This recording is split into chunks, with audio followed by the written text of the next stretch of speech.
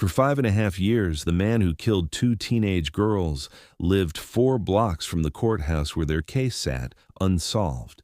He worked as a pharmacy technician behind the counter. He walked past their families in the grocery store. He had already told police, 3 days after the murders, that he had been on the trail that day.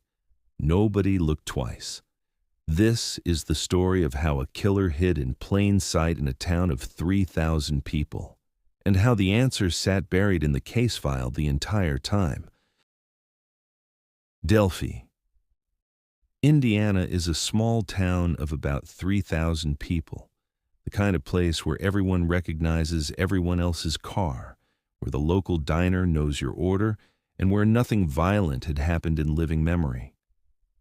It sits along the banks of the Wabash and Tippecanoe rivers, a farming community built around a courthouse square, the kind of town people describe as safe without a second thought. On February 13, 2017, a Monday, schools in Carroll County were closed for a teacher-in-service day. Libby German, 14, and her best friend Abby Williams, 13, decided to spend the afternoon at the Monon High Bridge Trail, a popular local hiking spot built along an abandoned railroad line, known for a towering, rust-colored trestle bridge that still stands more than 60 feet above the creek below. Libby's older sister dropped the girls off around 1:30 in the afternoon. The plan was simple: hike the trail, cross the bridge, and get picked up later that day. It was the kind of outing the girls had done before. Nothing about it suggested danger. By early evening, Libby hadn't answered any texts or calls, and she hadn't shown up at the agreed pickup spot. Her family began searching the trail themselves before calling police. That night, dozens of local volunteers and law enforcement combed the area in freezing temperatures, using flashlights and truck headlights to scan the woods along the creek. They found nothing.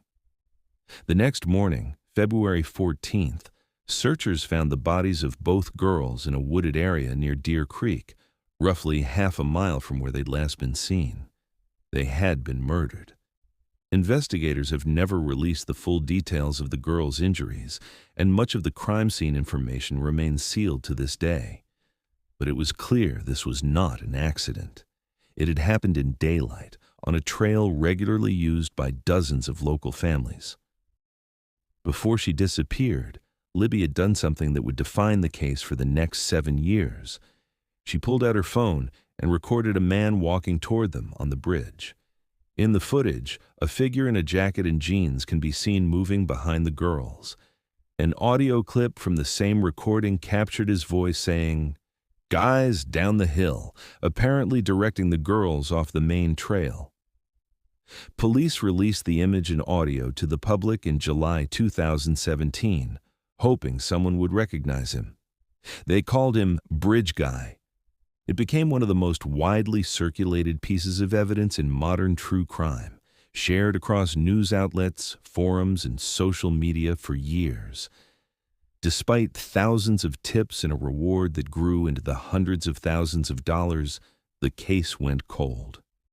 Here's the part that should unsettle you more than the video itself.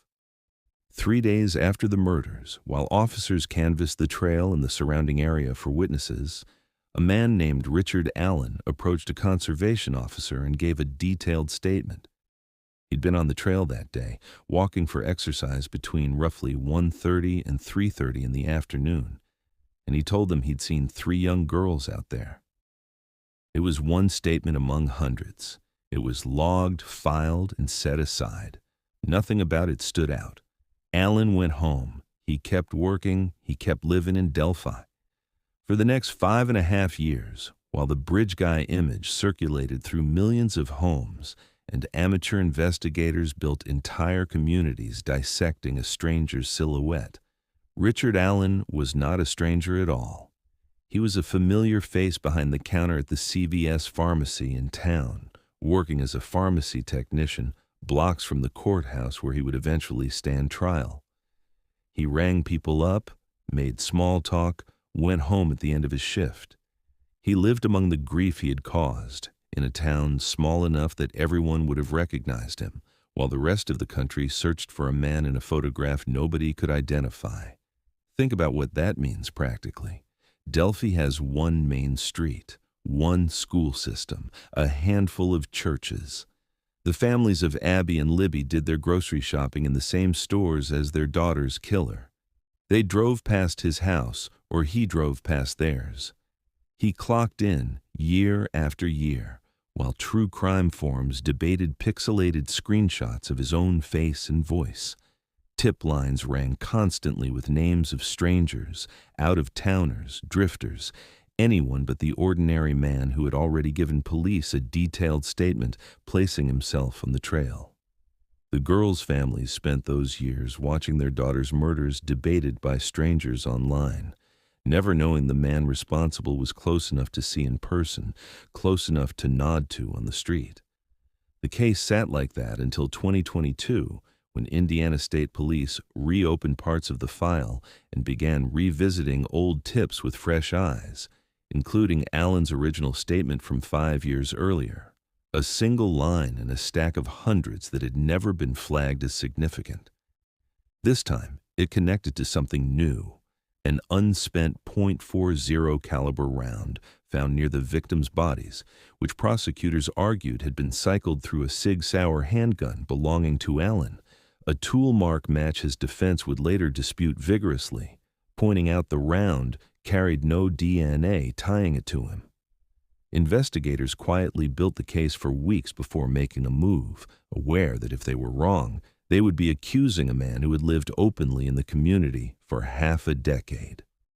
On October 13, 2022, Richard Allen was arrested and charged with the murders of Abby Williams and Libby German. The answer had been sitting in the file since the first week, waiting for someone to look at it twice. The case that followed was turbulent, even by the standards of high-profile trials. Allen's defense argued the unspent round wasn't enough on its own, and pointed to eyewitness descriptions of Bridge Guy that they said didn't match their client. There were repeated delays, a leak of case evidence that triggered its own investigation, and a stretch where Allen's public defenders withdrew entirely before being reinstated by the Indiana Supreme Court. The most disturbing turn came from inside the prison walls. Awaiting trial, Allen was held in solitary confinement for his own safety. Given the notoriety of the case, nearly 23 hours a day alone, for months, in a cell with no meaningful human contact. Isolation like that breaks people, and according to testimony at trial, it broke him. Beginning in April 2023, around the time he was placed back on suicide watch, Allen started confessing, not once, but reportedly more than 60 times, to his wife, his mother, prison psychologists, guards, the warden, and fellow inmates. Prosecutors played recordings of several confessions for the jury. A voice alone in a cell, repeating the same admission to whoever would listen, as if the isolation itself had finally pried something loose. The facility's former lead psychologist testified that Allen told her plainly, "I killed Abby and Libby." His defense argued the confessions were the product of a man in psychological collapse, not truth, that isolation can make anyone say almost anything to end it. Prosecutors countered that the sheer volume and consistency, repeated across months to different people in different settings, could not be explained away as delusion. The trial began in October 2024 at the Carroll County Courthouse, the same small-town courthouse just blocks from where Allen had worked. Given the intensity of local publicity, the jury was seated from Allen County instead. Over several weeks, prosecutors laid out the unspent round, Allen's own admission that he'd been on the trail that day, forensic testimony, and the confessions. The defense continued to argue the witness descriptions didn't match him, and that the confessions were products of breakdown, not guilt.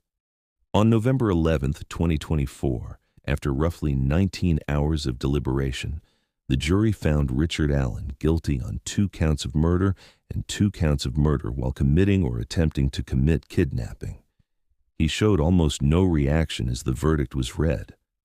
On December 20, 2024, Allen was sentenced to the maximum allowed under Indiana law, 65 years for each girl's death, served consecutively, 130 years total. At sentencing, the family spoke publicly for the first time since the court's gag order, which had restricted public statements from attorneys, law enforcement, and the families alike throughout the trial, was lifted. Libby's grandmother said she hoped he would live with the same fear he'd caused the girls in the final hour of their lives. Abby's grandmother recalled that her granddaughter's last recorded words, captured in the background of Libby's phone that day, were, "Don't leave me up here." Allen's attorneys have said they intend to appeal. But for the town of Delphi, the sentencing closed one chapter without erasing the part of this case that lingers longest. Not the video, not even the confessions, but the 5.5 years in between. 5.5 years of a killer clocking in for shifts, walking familiar streets, living beside the people whose lives he'd destroyed, while the whole country searched a screen for a face that was already there.